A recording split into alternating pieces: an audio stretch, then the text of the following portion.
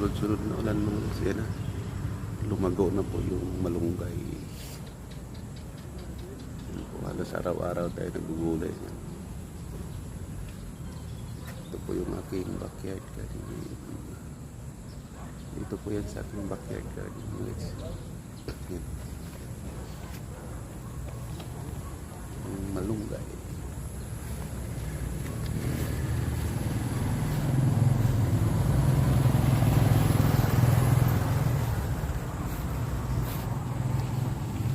Aking bell pepper naman at saka mga talong sa okra. Ayan, marami ng bulaklak.